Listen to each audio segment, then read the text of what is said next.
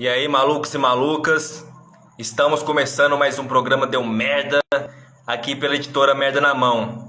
Hoje a gente vai conversar com um artista que é natural da cidade do Rio de Janeiro, capital, mas hoje ele reside em Macaé, que é um município do estado do Rio de Janeiro, que é o Alberto de Souza, também conhecido como Beraldo.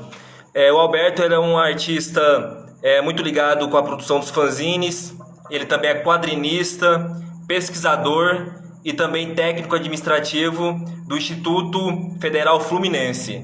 E nesse espaço ele também criou a Fanzinoteca Macaé, que é um espaço que, além de ser um acervo, né, de zines e de cultura alternativa, também ele promove vários eventos desse espaço. É um centro de pesquisa também muito importante, no qual ele lança vários trabalhos junto com os docentes e os estudantes principalmente, e ele está nessa batalha pela cena independente há bastante tempo. E a editora Merda na Mão, ela tem essa proposta de estar agregando essa galera, né, que produz e está junto da cena alternativa de forma muito intensa.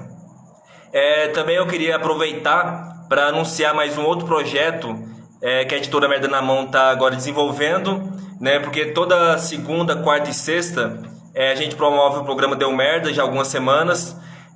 De vez em quando a gente lança alguns especiais em outros dias, como por exemplo, no último sábado a gente fez um programa dividido em duas partes com um grupo de rap Catarse, que é um grupo de São Paulo, e foi bem interessante, né? Eles apresentaram suas músicas e também o posicionamento que eles têm em relação à arte. Mas agora a gente também está com outro projeto muito interessante.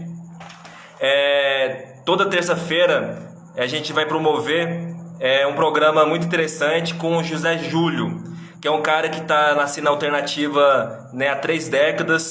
Ele é músico, baterista, também ele apresenta um programa de rádio, no qual algumas vezes a gente teve a honra dele citar a editora Merda na Mão. Ele tem um projeto de zines também, no qual a editora também está como apoio, e esse trabalho vai vir também com a fita, né, com várias bandas. Hoje ele é baterista do Mordura, que é uma banda que começou há 30 anos atrás. Ela está um tempo parada e retornou agora às atividades. E toda terça-feira a gente vai lançar no canal da editora, no Editora Merda na Mão, no YouTube, vídeos do José Júlio falando sobre a cena alternativa, falando sobre zines, sobre bandas, de todo esse arcabouço no qual ele está envolvido, né? Ele é um cara que veio da cena punk. Então toda terça-feira, fiquem ligados, a gente vai postar no nosso blog, no editoramerdanamão.blogspot.com, esse novo projeto que a gente está desenvolvendo, né? A Tina Curtis comentou nosso mestre com carinho, também JS falou boa noite, Zine Contramão Musical. O José Júlio comentou aí, e ele vai estar participando da editora agora como apoiador nesses programas toda terça-feira. E também, além desse programa terça-feira, né, que é um programa voltado à cena punk, aos zines, também a gente vai ter um programa com outro parceiro, né? O José Júlio, o programa dele chama Zine Contramão Musical, que é baseado também no zine dele. E quinta-feira vai ser com o grupo de rap Catarse. Então toda quinta-feira a gente vai também estar postando no canal da editora vídeos que eles vão estar produzindo, né, sobre a cena do rap, sobre pensamentos libertários e sobre toda essa questão que envolve o trabalho deles, que é um rap combativo, um rap crítico. E no momento ele está agora pensando no nome para esse programa, e a gente vai também estar divulgando tanto no Instagram, no Twitter e também no nosso blog. Então fiquem ligados, terça-feira Contramão Musical com José Júlio, quinta-feira o grupo de rap Catarse também vai estar lançando os vídeos dele no nosso canal. Então agora a gente já vai colocar o Alberto na conversa. O José Júlio comentou que agora sim, tamo juntos. É isso aí, cara, a cena coletiva intensa é o que a editora Merda na Mão tem como proposta.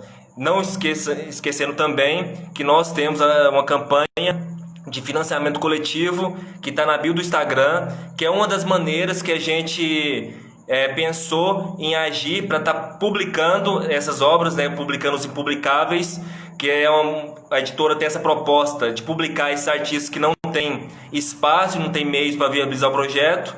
Então a gente não vai cobrar dos autores para publicar, que é o diferencial também. A gente quer furar esse bloqueio desse mercado editorial segregador. A gente também promoveu rifa cultural e a gente está desenvolvendo inúmeras atividades para a galera estar chegando junto e para a gente estar fortalecendo a cena. Como o Zé Júlio comentou aqui agora, que vamos crescer, isso aí, vamos todo mundo aí incorporar mesmo esse espírito da coletividade, que só assim que a cena independente vai criar força, vai ter público e vai fomentar realmente a cultura. Agora eu vou colocar o Alberto de Souza, o Beraldo aqui na conversa, para a gente estar discutindo sobre zines, produção cultural e sobre a Fanzinoteca Macaé. Vocês podem mandar também para a gente, que encaminhamos. Agora está entrando. O Zé Júlio comentou, todos os sábados do Reverbera, LDFM Zine, das 12 horas, meio-dia, às 14 horas. Cara, boa noite. Primeiro, eu queria agradecer. Boa noite. Boa noite. Primeiro, eu queria agradecer, cara, por você ter aceitado esse convite para estar conversando aqui com a gente. Eu já acompanho o seu trabalho, né, há bastante tempo. O Fábio, que é outro mano que está aqui na linha de frente da editora, também acompanha seu trabalho. Inclusive, eu tenho aqui alguns exemplares do PIB, né, desses materiais que são incríveis e com uma qualidade muito bacana. Mas eu queria, Alberto, começar com um tema que pra gente é simples, é comum, já está incorporado, mas eu percebo que na literatura não se discute muito e muitas pessoas não sabem nem o que significa. Inclusive, quando eu estava divulgando esse bate-papo, teve pessoas de canal de literatura perguntando: o que é zine? O que é isso? Que tipo de material é esse? Então eu queria que você começasse falando o que é zine, para essa galera que não conhece. Bom, em primeiro lugar, Diego, agradecer aí a oportunidade, esse convite de você, da editora Merda na Mão, enfim, de todos os companheiros que fortalecem aí essa estratégia que é extremamente louvável, né, como você enfatiza, realmente de agregar, de furar os bloqueios, né, os obstáculos para viabilizar as publicações independentes, sobretudo daqueles que não têm tanto acesso, né, e oportunidades no mercado comercial, né, vamos dizer assim. E para falar então de fanzine, aí a gente pode se estender demais, né? Eu me empolgo muito ao falar disso, porque realmente faz parte da minha vida. Eu comecei a fazer fanzine lá nos anos 80, em 84. E então, quer dizer, antes das mídias online, a gente tinha essa internet e continua tendo, né? Vamos dizer assim, a gente pode dizer que é uma internet de papel, né? Onde você tem a sua mídia customizável e com a liberdade autoral. Então, realmente, por essa natureza não comercial do fanzine, é onde você pode experienciar e, enfim, viabilizar inúmeras possibilidades, né? Vamos dizer, de desenvolver o seu potencial de autoralidade, realmente romper com vamos dizer, o lugar comum, né, do mercado comercial. Então, eu até peço desculpa, de repente, se eu vou procurar ser um pouco mais sintético, eu tenho uma certa dificuldade, porque eu acabo falando demais. Mas o fanzine, quer dizer, para quem não sabe, é um neologismo, vem do Fanatic Magazine, que é a revista de fã. Então, na sua origem, né, vamos dizer, dentro dessas fontes de referência, surgiram as primeiras revistas editadas por grupos de amadores, de entusiastas, e deram origem às revistas artesanais, né, vamos dizer, amadoras, criadas por entusiastas, por fãs. Então, segundo pesquisas, o primeiro fanzine seria norte-americano e tinha como foco a ficção científica, mas, quer dizer, a partir daí, em paralelo ao desenvolvimento da indústria cultural, no ramo das publicações, seja dos quadrinhos, também, né, e ficção científica, que são contemporâneos, fanzine também, Em paralelo, portanto, à indústria editorial hegemônica, né, sempre começaram a circular essas publicações inicialmente com o objetivo de exaltar um artista, uma forma de arte, a literatura insurgente da ficção científica que causou grande fascínio, né, na juventude da época. Você não tinha internet, mas tinha uma literatura visionária, né, enfim, que aborda o futuro e a tecnologia e também falando, vamos dizer, dos aspectos negativos. Enfim, tudo que está associado à ficção científica dentro de suas inúmeras vertentes, né, o cyberpunk, etc.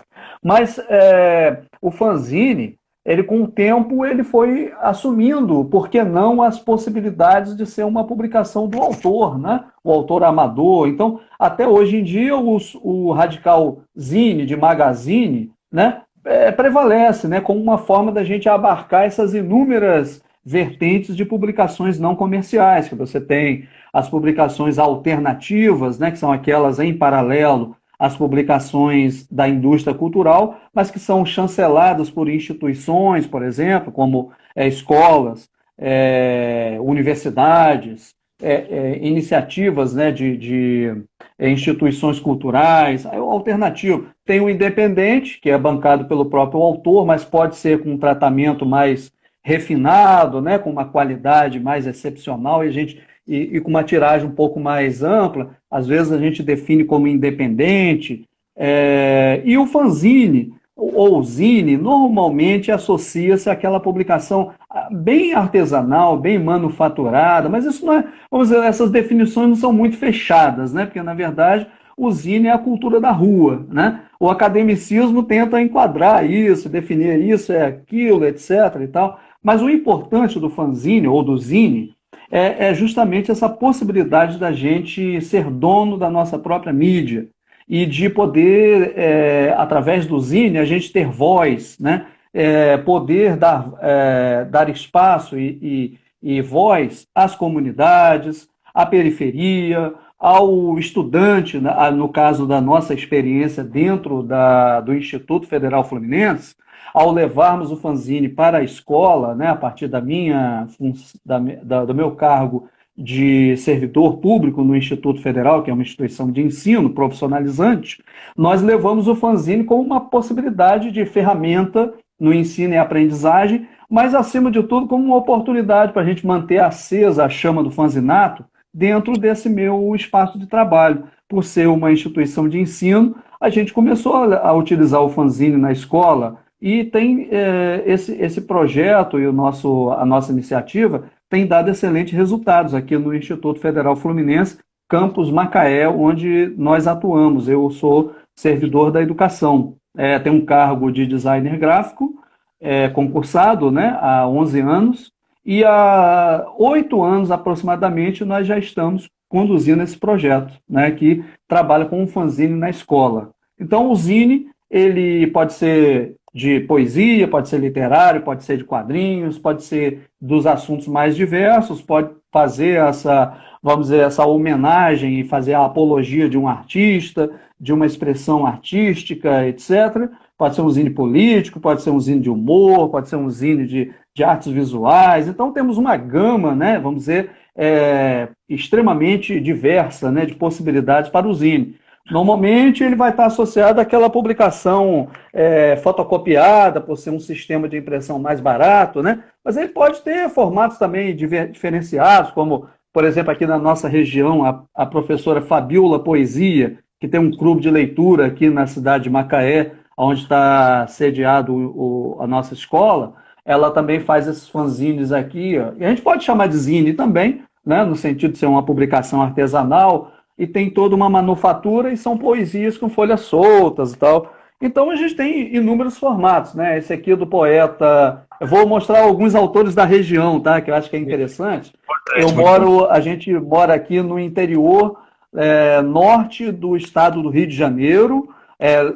No caso, eu resido em Rio das Ostras, que é uma cidade no litoral, né? Norte fluminense, na área próxima que a gente chama de região dos lagos.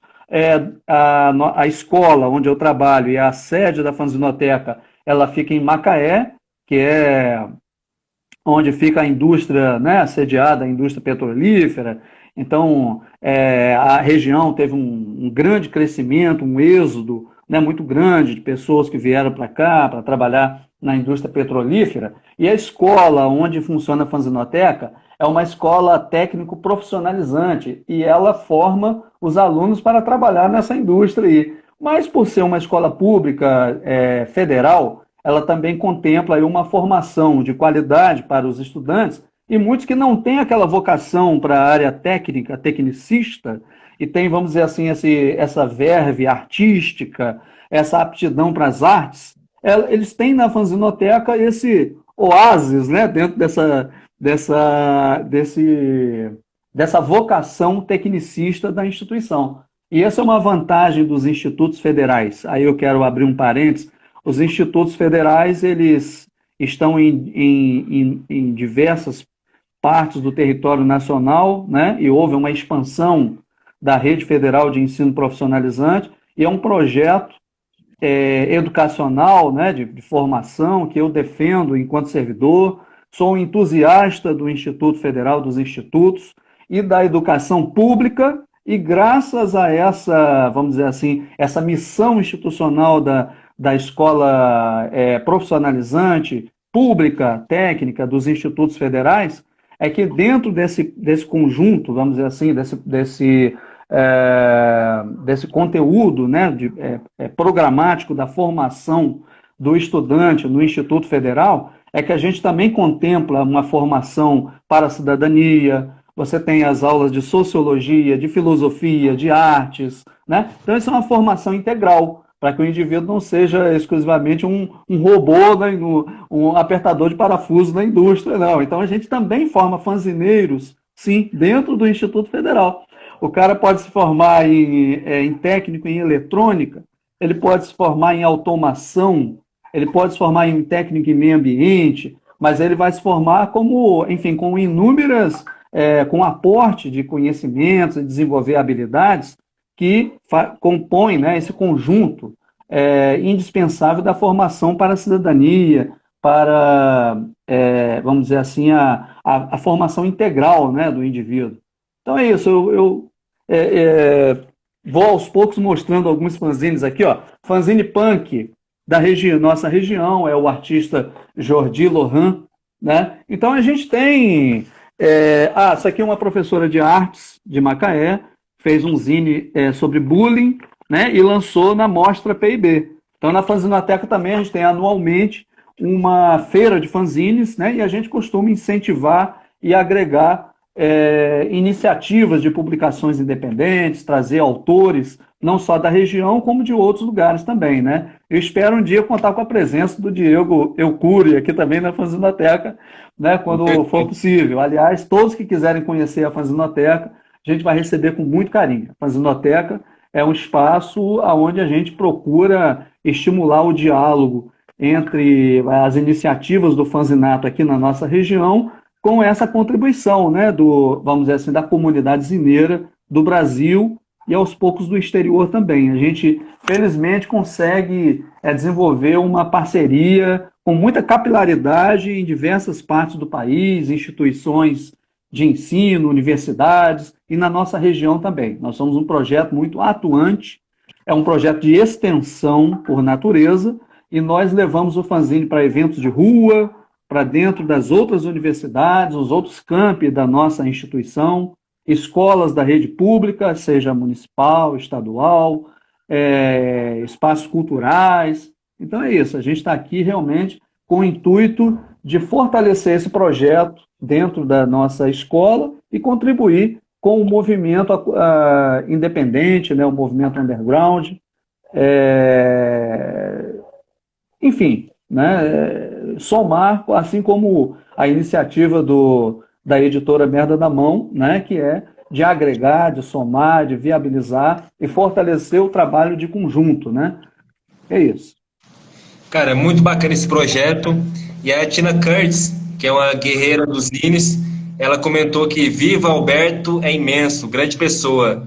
E ela comentou também que os zines são a voz das redes sociais, era a nossa forma de compartilhar e agregar. Cara, a gente vai, claro, tocar no assunto da Fazenoteca, que eu acho importantíssimo, você já deu uma pincelada, mas eu queria saber como é que o Zine chegou na sua vida e como é que ele, né, permanece ao longo dos anos, cara. Que paixão que veio, assim, para você mergulhar nessa onda.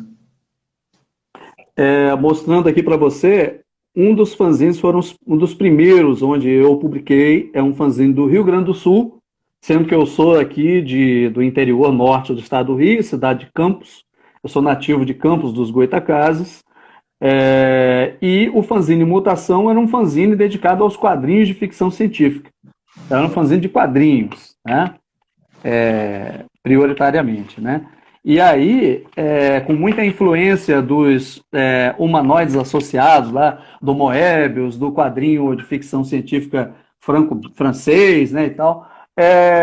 Então, na época, você não tinha essas publicações em banca de jornal. Então, a garotada da época, que gostava de quadrinhos e ficção científica, começou a publicar também. Eu mandei quadrinhos e publicava nesse zine aqui, e publiquei em outros.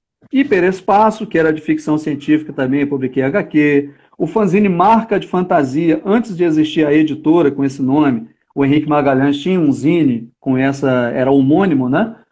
O Marca de Fantasia, eu publiquei quadrinhos lá. O Aventura, que é um fanzine de quadrinhos do Rio de Janeiro, enfim, vários fanzines. Eu vou cometer a indelicadeza de não lembrar de todos, mas enfim.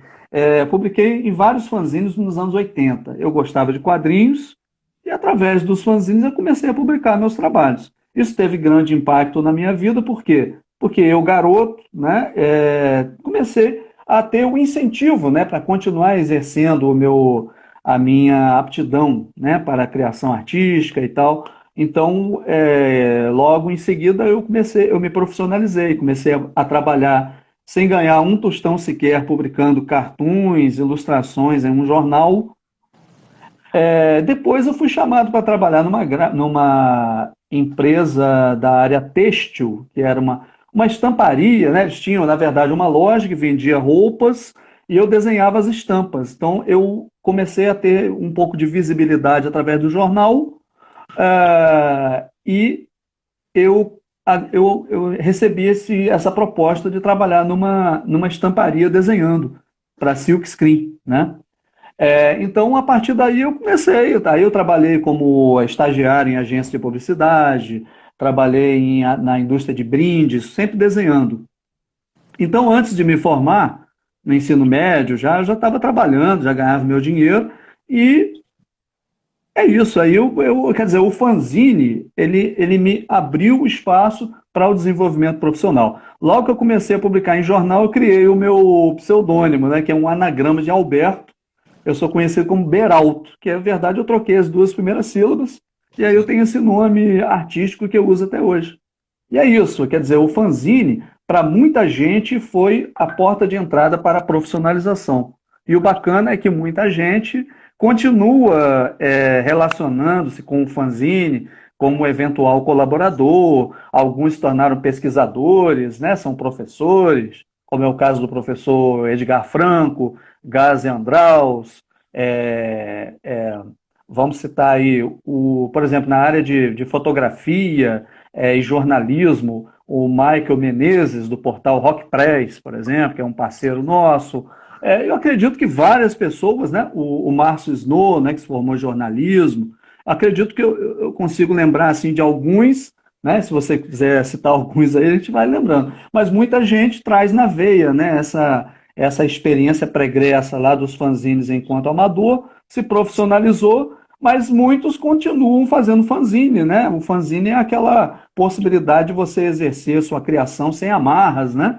Então, eu, por exemplo, trabalho na escola, cumpro com as minhas obrigações como programador visual aqui do Instituto Federal Fluminense, mas tenho um grande prazer, um tesão de tocar esse projeto de extensão na escola por 7 anos, ininterruptos, e não tem previsão de parar porque é uma cachaça. Eu gosto dessa praia, né, de trabalhar com fanzine. E aqui a gente obteve resultados muito expressivos. Eu não vou avançar muito na narrativa não, porque daqui a pouco, né, eu falo mais e você não me faz perguntas. Não, Eu sou muito entusiasta, vou falando, e daqui a pouco já estou tratando de outros assuntos, né? Mas é assim. Então, é que vamos na lá. verdade eu estou aqui como mediador, que é a ideia mesmo desse programa, e da editora é dar visibilidade a toda a cena alternativa, né? Então é muito enriquecedor a gente ouvir as experiências, as produções e tal. E a hora que você falou do Márcio Cisnó, ele entrou bem na hora quando você pronunciou o nome dele, né? Ele está aqui acompanhando. E a É, Tina comentou que o hiperespaço era demais. Cara, agora fala mais um pouquinho da Fanzinoteca. Como é que surgiu e quais que é as atividades que vocês estão desenvolvendo? tá bom. A Fanzinoteca, ela na verdade, ela existia de forma seminal nas ações do nosso projeto. Explicando um pouquinho, o projeto de extensão, né, o Instituto Federal Fluminense, no caso a escola onde a gente atua, ela contempla a formação de ensino técnico profissionalizante nível médio. É, temos o temos a formação, a graduação lá, uma engenharia de automação, a engenharia elétrica, então tem duas formações de graduação. Temos uma pós-graduação, que é o mestrado em engenharia ambiental. Então, os institutos federais é uma escola plural, né? E nós temos lá em cerca de 1.500 estudantes, a maioria jovens, né? E uh, tem também lá um CEDERJ, né, que é uma formação semipresencial, que amplia esse universo também de pessoas que circulam na instituição. Então, a gente tem ensino, tem pesquisa e tem extensão. Então, nas ações extensionistas, nós começamos a desenvolver o projeto. Então, explicando como funciona, a escola abre um edital e a gente concorre submetendo propostas. No Instituto Federal, quem tem o cargo de professor pode conduzir extensão. Mas o técnico administrativo, que é o meu caso, o meu cargo não é de professor na instituição. O meu cargo é um cargo de bastidores. Eu trabalho na criação das artes da instituição, na comunicação visual. Mas, em paralelo, se eu quiser, eu posso desenvolver projetos de extensão. Então, o projeto foi aprovado em edital e, ano após ano, o projeto tem sido renovado pelo êxito, né, pela nossa perseverança. Já teve momentos em que a gente pensou em desistir, inclusive começar a falar de fanzine numa escola técnica, a gente parecia realmente que estava falando de algo que era muito estranho, né? Muito estranho. Então, a gente teve um caminho para chegar no ponto em que hoje, quem nunca ouviu falar de fanzine já começa a ouvir, porque eu costumo dizer que o fanzine realmente viralizou dentro da escola, né? E aí porque a gente começou a estabelecer parcerias com os professores, principalmente os professores das áreas de humanas, né? Sociologia, filosofia, história, língua portuguesa e literatura, inglês, espanhol. Os professores da área de humanas perceberam a validade do fanzine como uma forma de estímulo à produção textual, à produção autoral e até como uma ferramenta avaliativa. Eu vou ver se eu tenho aqui para mostrar para você dois exemplos de prova. Isso aqui são provas. Tá? E aqui o professor atribuiu nota. Isso é da aula de português e literatura. Língua portuguesa e literatura. Algumas revistas artesanais que são produzidas pelos alunos e que tem como formato justamente uma revista artesanal, né? Então, o conteúdo que o professor quer trabalhar, ele propõe, olha, elabora um fanzine. Então, isso é muito comum de acontecer. Antes mesmo de existir a fanzinoteca, então, a gente levava o acervo de fanzines, fazia um varal, mostrava, apresentava todas as propostas, instrumentalizava o educador para utilizar o fanzine numa atividade avaliativa, para conferir, para atribuir nota ao trabalho do aluno, a partir da nossa oficina. Então, essa nossa interação com os professores da própria instituição, a gente circula pelas escolas da rede pública. Então, essa dinâmica do projeto foi aumentando a nossa parceria e visibilidade do fanzine, né? Na região e tal, e na própria escola. Então, com o tempo, nós também produzimos os nossos fanzines, que já estavam nas metas do projeto em sua origem, que é, em primeiro lugar, nosso objetivo era fazer um fanzine de HQ.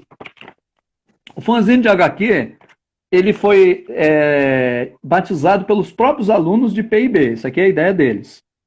É uma referência ao preto e branco, do Xerox, né, PB. Então, esse fanzine aqui, que é a edição número 1, ele começou com 16 páginas e a gente foi fazendo, né? Foi produzindo a cada ano pelo menos um zine PIB. Depois nós começamos a recebemos o convite de projetos, como um projeto do Núcleo de Pesquisa, NEABI, Núcleo de Estudos Afro-Brasileiros e Indígenas, né? Da escola, que é um programa também da instituição, tratando de questões das matrizes, né, afro-indígenas, afro-brasileiras e tal. E aí a gente fez esse fanzine a convite dos professores que estavam conduzindo esse projeto. A gente trabalha, aqui tem HQs, tem textos e ilustrações, tudo feito pelos alunos. Então, aos poucos, a gente também foi utilizando o projeto para viabilizar outros projetos. Então, nós temos parceria também com projetos de professor de filosofia, por exemplo. Eu quero trabalhar o pensamento de Marx com fanzines.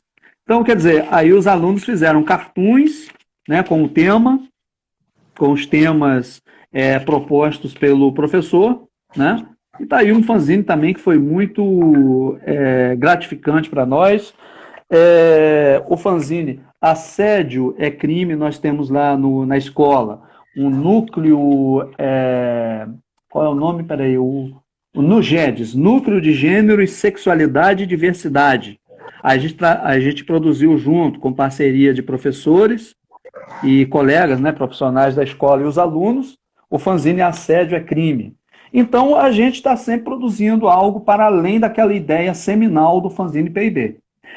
O fanzine PIB é um fanzine que trouxe ótimos resultados para o projeto, porque nós conseguimos com ele um prêmio nacional, que é o Troféu Ângelo Agostini, né, em 2016, na categoria fanzine de quadrinhos.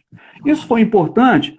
A gente pode, inicialmente, se fosse uma iniciativa individual, né, a gente ficar batalhando por troféu, o troféu não costuma ser um prêmio de consolação para o bom menino, né?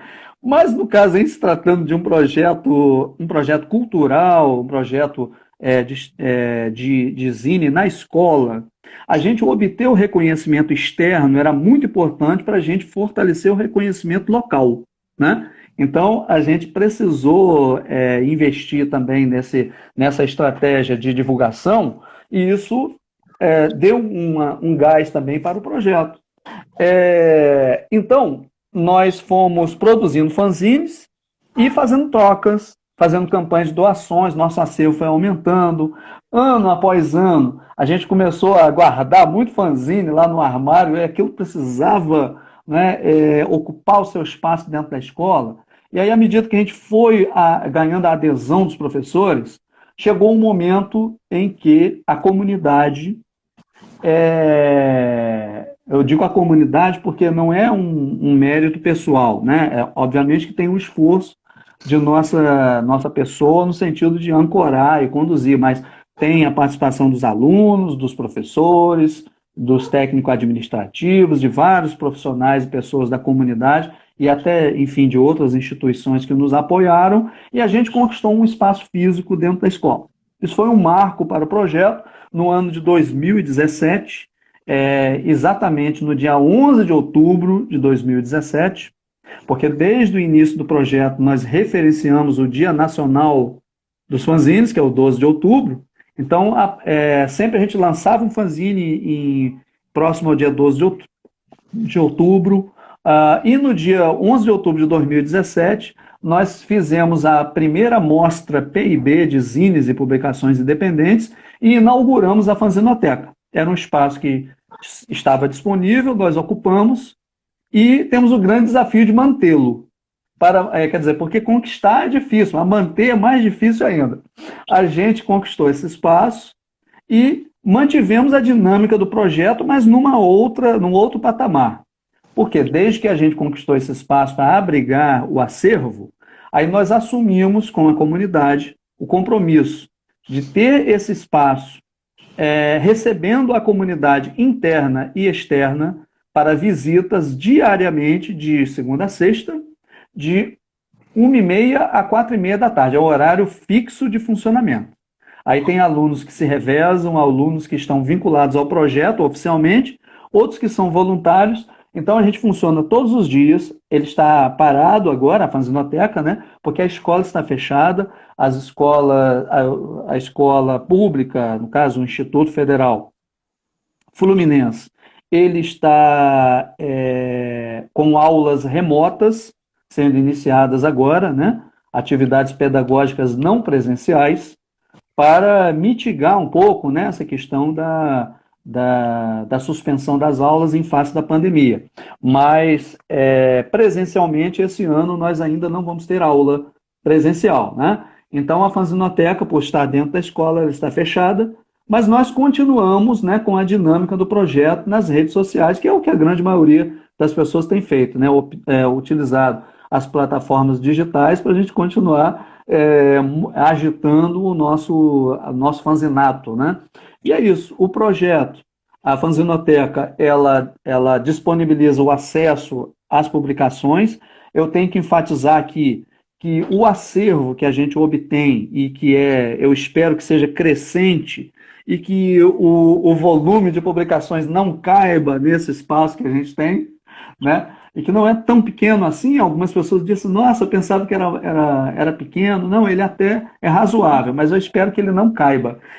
A gente recebe doações da comunidade. Eu tenho que fazer um agradecimento muito especial a toda a comunidade de autores independentes, de zineiros e zineiras, que doam fanzines para a fanzinoteca, acreditam no nosso projeto e disponibilizam, né, suas publicações para estarem nesse local. Como eu falei, a gente tem um público interno em torno de 1.500 alunos e recebemos a comunidade externa. Existe visitação dos alunos da rede pública que querem conhecer a escola. Eles circulam pelos laboratórios da instituição, lá tem laboratórios de mecânica, de eletrônica, de automação, etc. Mas a fanzinoteca foi incluída no tour. Então, muitos alunos que chegam novos lá, na expectativa de fazer o processo seletivo, porque o acesso à escola pública, no caso, é franqueada, né, a todo estudante que faça a prova, né, o processo seletivo, e ele pode ser aprovado, né? Então, esses alunos chegam lá e, dentro daquele tour pela escola, ele vê a fanzinoteca e muitos alunos sentem esse entusiasmo, né? Como eu falei, ele quebra aquela frieza, né, do espaço eminentemente tecnicista. E tem um espaço de artes, né? Obviamente que tem outros projetos de arte na escola também, porque o Instituto Federal contempla, temos professores de arte, nós temos o coral, nós temos grupos de dança, equipes esportivas, enfim, uma escola diversa, né? E muito, muito, vamos dizer assim, equipada, né? Obviamente, com todas as dificuldades decorrentes do desmonte das instituições públicas de ensino, mas que ainda, né, contempla uma condição razoável, né, em termos da nossa realidade. É uma escola ainda muito bem equipada, né, estruturada. Então, nós recebemos doações. Eu vou só mostrar para vocês aqui. Eu não quero ser indelicado com todos, a gente recebe muito material, mas esse aqui, por exemplo, foi uma doação do Michael Menezes, do portal Rock Press. É uma quantidade enorme de publicações de rock, de música independente, né? Em papel jornal, predominantemente, né? Dos anos 70, 80.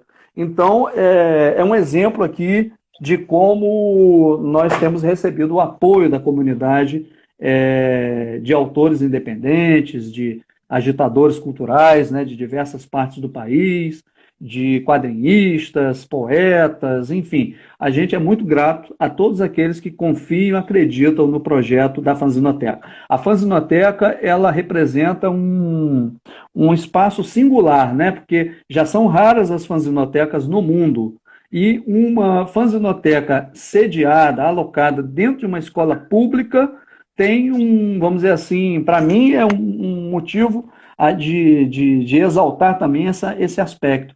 Por ele estar sediado dentro de uma escola pública, ele contempla, vamos dizer assim, estabelece esse diálogo com as novas gerações e contribui para disseminar e permitir vamos dizer assim, uma divulgação intergeracional do fanzinato, né? Estabelecer o diálogo entre os veteranos do fanzinato com os novos talentos, né? Para finalizar, além das visitas para apreciação e leitura, a gente promove oficinas, mini cursos de capacitação para educadores que queiram utilizar o fanzine em sala de aula. A gente promove um evento principal, que é a Mostra PIB de zines e publicações independentes em todo mês de outubro do ano. Esse ano eu não estou muito entusiasmado para realizar a mostra, porque ela é presencial, né? Eu não estou me sentindo muito estimulado a fazer, vamos dizer, uma versão online. Mas pode ser que os meus amigos me convençam, né, a fazer. Vamos dizer, não, vamos fazer algumas atividades e tal, para ver se a gente não deixa em branco esse ano, né, na tradição da fanzinoteca, né? Vamos ver, eu ainda estou pensando aqui, estou ouvindo os colegas e ver se a gente faz, de repente, próximo ao Dia Nacional do Fanzine, ainda algum evento, né? Mas é isso, então a gente tem uma dinâmica aí bem intensa, né, de atividades, e a gente não para, nem a pandemia parou a gente, não. A gente continua. Aliás, a Fanzinoteca tem publicado diariamente, não, mas semanalmente nós temos os dias de postagem, nós temos uma série que a gente chama de Acervo Zinerman, que é uma homenagem ao Zinerman Nogueira, que é onde a gente começou a produzir, vamos dizer assim, audiozines, né? Com a participação do próprio Zinerman, estamos fazendo o Acervo Tina Kurtz, que é uma homenagem à Dona Fanzine, né, a rainha dos fanzines do Brasil, onde a gente homenageou a Tina Kurtz, e temos essa série de postagens onde a gente faz resenhas, leituras de fanzines de mulheres sobre mulheres, né? Fanzines feministas, e temos também o Zap Zine Resenha, que também é uma ideia derivada da nossa parceria com o Zinerman, que é um projeto com a participação do jovem João Elias, que estava participando agora há pouco aqui. Ele é um estudante voluntário do projeto e que tem feito a narração e a edição de áudio-resenhas, né, de fanzines. Nós até fizemos uma Zapzine resenha da editora Merda na Mão também recentemente.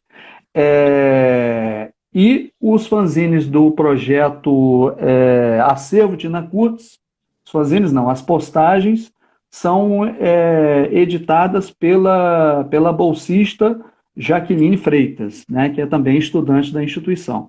Então nós temos vários alunos que são parceiros do nosso projeto. E para finalizar a minha extensa fala, eu gostaria de dizer que nós, além dos alunos que estão vinculados à escola, os alunos que se formam, chamados alunos egressos do IFE, eles hoje começam a fazer fanzine na universidade. Então nós temos o caso da Sara Gaspar, que atua na UFRJ, no curso de nutrição. Ela produz fanzines lá na UFRJ. Então, ela já tem um know-how da fanzinoteca e já ampliando as suas ações também na graduação.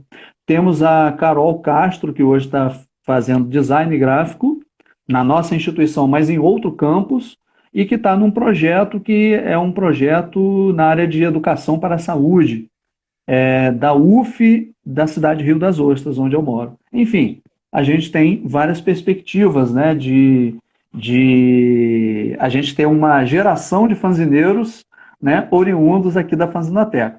Posso citar aqui o Kevin Rocha, o Gabriel Mira, que é o mestre dos magros, que faz quadrinhos, o Kevin Rocha, quadrinista também. Tem vários outros alunos, eu vou ser injusto de não citá-los. Tem o Pedro Gabriel, lembrei agora, né, que é o Dark. Ele está fazendo fanzines, trabalha num projeto da professora de língua portuguesa e literatura, que é o projeto Em Cada Canto um Conto. Enfim, temos vários alunos aí que continuam fazendo fanzine em outros projetos da escola e até em outras instituições. E é isso. Cara, esse seu depoimento é histórico, porque é fundamental que a gente valorize a memória, né? E esse tipo de espaço, né, que tem essas ações, pesquisas e também manter um acervo da cena independente é muito potente e só assim que a cena independente ela vai continuar fomentando cultura, incentivando a rapaziada a também entrar nessa onda da produção independente que dá uma certa autonomia de pensamento, né, pensamento crítico, reflexivo. E a Tina Curtis, ela comentou que a Fanzinada teve a honra de uma visita do grande Alberto, foi incrível. E você citou o Mestre dos Magros, ele comentou alguns minutos atrás que ele tinha chegado atrasado, mas chegou. Cara, a gente está nos últimos 10 minutos, né, que o Instagram tem um certo limite, e eu não queria terminar esse papo sem aproveitar esse momento para você informar a gente sobre a questão do desmonte que a academia está sofrendo nesse momento e de que forma que a academia está se posicionando e tentando combater esse desmonte terrível que a gente está vivendo nesse momento. Pois é, a gente é, tem sofrido, né, duros golpes aí ao longo do tempo, né, e a verdade a gente tem que defender com unhas e dentes aí o espaço da educação pública e defender, portanto, os institutos federais, as universidades, e isso a gente faz com o que é a nossa atividade fim, né, que é a educação, é o debate, é a formação, né, do estudante, né, a sua formação política, essa história de escola sem partido, isso não existe, né? Porque, na verdade, se fosse assim, né, você tem que ter um exército sem partido, você deveria ter, né? Enfim, a gente tem que ter formação política, sim, e a política, o partido da escola em primeiro lugar, é a educação transformadora. A escola pública o espaço para transformar, né? Para transformar vidas, desenvolver a criticidade, a autonomia, né? Então, na parte que nos cabe falar de fanzine, é falar da educação para a autonomia. Fanzine na escola é uma das possibilidades que a gente tem de exercer a nossa liberdade de pensar, de desenvolver nossa criticidade. O fanzine é o espaço da compassividade, do respeito ao diverso, né? Porque se você está falando de uma publicação e de autoria contra-hegemônica, né? Você naturalmente ter o espaço para a diversidade, para tratar, por meio dos fanzines, por exemplo, daqueles elementos, dos componentes, dos conteúdos que não o conteúdo programático, né, vamos dizer assim, da escola não contempla. Então a gente pode abarcar, né, um universo de conteúdos e enfim, de reflexões e de exercício de autoria e de apreensão e formação de cultura, de conhecimentos, de saberes, né, que são facilitados por meio desse universo, né, da publicação autoral, tanto como leitor, apreciador, né, e como autor também.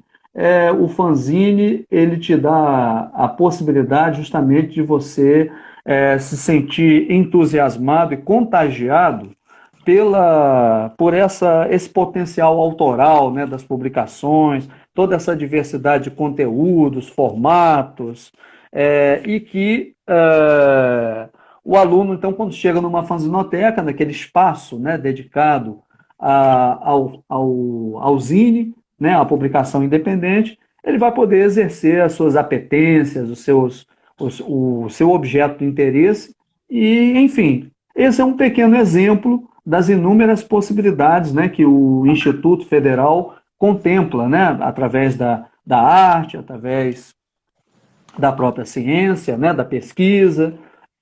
Enfim, a gente tem que defender o ensino público e eu acredito que a gente faz o nosso trabalho no dia a dia da escola, né? É isso. E, obviamente, com a mobilização e é isso, é uma luta diária, né, que a gente vem sofrendo e, obviamente, o que a gente faz no dia a dia, cada profissional, cada servidor, né? Aí eu vou falar um pouco do servidor, tanto do professor, do docente, como também dos técnicos administrativos, né? Existe uma tendenciosa demonização do servidor público, né? Porque existe aí toda uma intencionalidade de desconstrução dessa estrutura, né? Então, nós que atuamos como servidores da educação, eu particularmente falando aqui de mim, né? A gente trabalha com dedicação, com sangue nos olhos para defender essa instituição, porque a gente sabe que esse é o espaço de transformação, né? É uma das possibilidades concretas de promover transformação, né? Mudar vidas, né? Oportunizar um espaço de realização, né, do ser humano, não necessariamente no aspecto financeiro, né, mas é a realização enquanto indivíduo, né, enquanto cidadão, enquanto pessoa, por meio do esclarecimento, né, da educação. É isso aí, né? Sim, é fundamental defender a educação e a gente da Editora Merda na Mão também acredita que a arte também pode ser uma aliada nesse processo de luta, né, em favor do pensamento crítico e reflexivo. O João Paulo ele comentou aqui, falando que a gente postar no YouTube depois, é o seguinte, a gente finaliza no Instagram, eu salvo no Instagram e depois a gente coloca no canal da editora. É só vocês acessarem Editora Merda na Mão no YouTube que vocês vão ter acesso aos vídeos que a gente promove, né? Toda semana a gente está postando coisas diferentes. Infelizmente o tempo está acabando, cara. E foi muito foda trocar essa ideia contigo. Sabe, que a gente podia ficar, sei lá, 10 horas conversando, que eu sei que você tem material pra caramba, tem muito autor para apresentar pra gente. Inclusive, depois em off, eu queria pegar contigo, né, essa rapaziada, tipo o Mestre dos Magos, e essa galera, pra gente também convidar para trocar uma ideia. Olha que bacana esse trabalho. Nossa, só coisa boa, hein, cara? Só coisa boa. Então a gente tem esse interesse mesmo de cada vez mais ir agregando, né, a galera da cultura, da arte, e você, como tá dentro desse espaço, você tem acesso a muita gente foda, né? Então eu queria agradecer, cara, a gente está nos últimos minutos, se você quiser dar o recado final, fica à vontade. Obrigado. O João Paulo falou, disse que eu falo o dialeto dos djaujanos. Djaúja é um dos personagens que eu criei de quadrinhos, e eu lancei recentemente um fanzine, ele está disponível em PDF, eu posso divulgar depois aí o link, e ele está disponível em PDF. Djaúja é um termo lá da minha cidade, de Campos dos Goytacazes, que significa agora há pouco, algo que aconteceu há pouco tempo.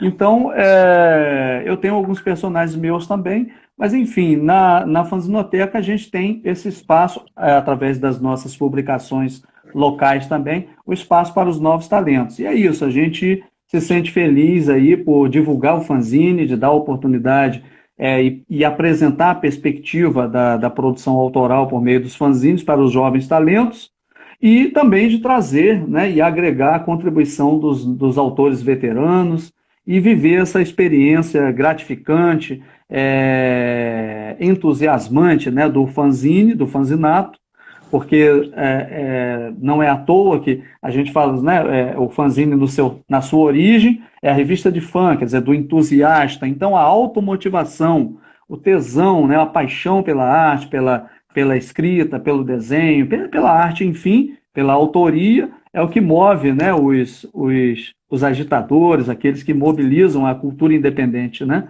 E aí a gente leva isso para os alunos também, enfim, essa é uma troca muito positiva e muito gratificante para todos nós. É Não, isso. bacana. E antes de finalizar, eu queria também informar a rapaziada que a gente tem uma parceria com a Murder Records, que é uma gravadora da Holanda, que foi iniciada pelo Dani Hell, que é um cara de Portugal, e que a gente entrevistou também. E tem um espaço dentro do site da Murder Records, que é Merda na Mão, e também a Cadaveric Noise Bibliotech, que a gente está disponibilizando zines, quadrinhos, livros para download. Quem tiver material em PDF que queira mandar para a gente está disponibilizando lá, viu, galera? É só mandar aqui a mensagem inbox que a gente faz todo esse trabalho. Olha, Essa aqui é a massa. minha maleta, a maleta Zine, né? Onde a gente leva os fanzines para os eventos de rua, eventos culturais e tal. Então temos a nossa fanzinoteca móvel também. Tá? Não, beleza. E para finalizar, deixa o último recado, que assim que passar essa pandemia, esse momento louco, eu vou ir conhecer a Fazenoteca pessoalmente, ver esse trabalho. E, mais uma vez, você tá de parabéns, cara. Eu admiro muito essa sua luta, esse seu trabalho, que continue por muitos anos. Parabéns Obrigado a mesmo. vocês também. E é isso aí. É a Obrigado a editora vocês e parabéns pela iniciativa da editora. Vamos em frente, a luta aí pelos fanzines e pela cultura e pela arte. É isso aí. Editora Merda na Mão, publicando os impublicados.